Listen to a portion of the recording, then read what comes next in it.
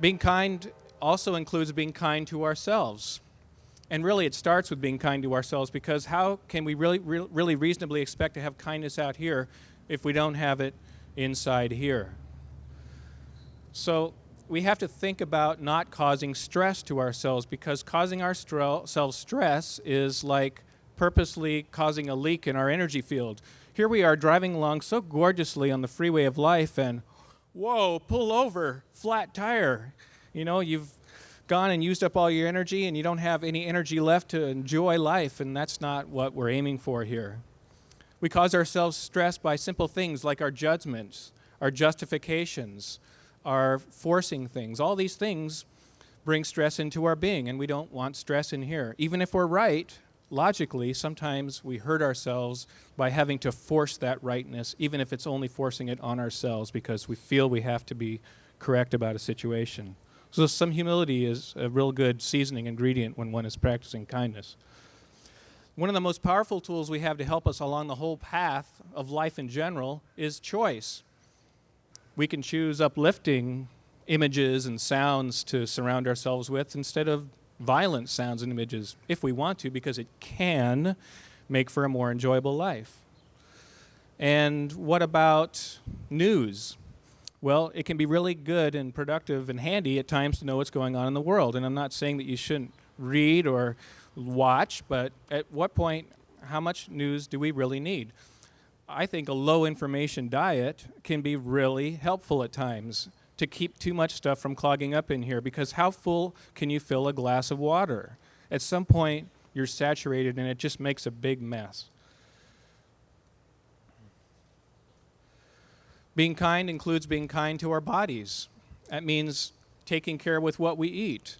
It means getting some level of exercise, whatever that level is for us that makes us feel good. It might vary from person to person, but we can do these things if we want to be kind to ourselves, to enjoy the process of life, which is, I'm convinced, part of our reason for existence is to be happy. And the Dalai Lama, who I referred to earlier, he claims that the pursuit of happiness is a valid reason for existence. So I think that's pretty awesome myself.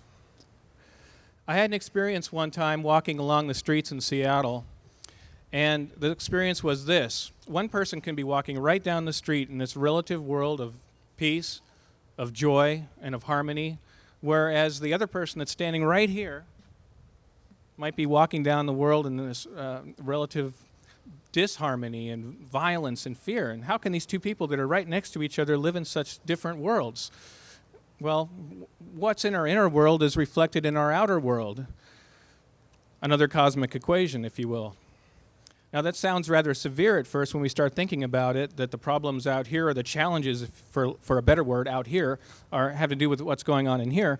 But actually, this is the best possible news for us, because we can actually take responsibility for what's in here and kindly, gently guide it towards the attitudes and practices that create a life that we enjoy living. We get to have the driver's seat when it comes to our own life, and sometimes we get caught up in the momentum of the busy world that we live in, and are accidentally forgetting that we actually are driving our own bus. When we choose happiness, which is another word for the path of kindness, our experience of life begins to open.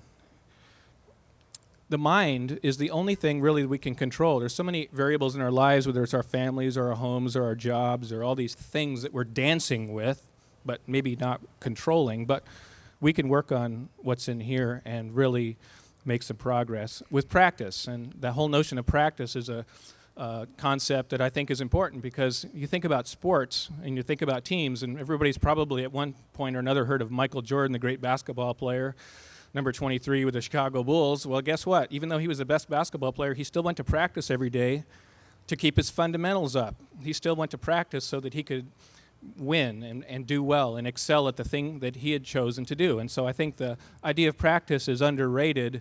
We sometimes accidentally think that because we've learned something once, we don't have to try keeping up with it, and things sort of can slide off the scale. But again, we get to have control about that.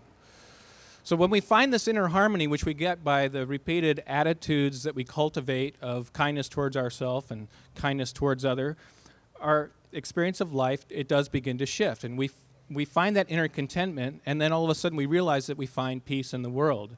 Because regardless of the physical conditions that we're going through, regardless of the circumstances of the world, regardless of all those things, we find contentment. And from that place, anything is possible.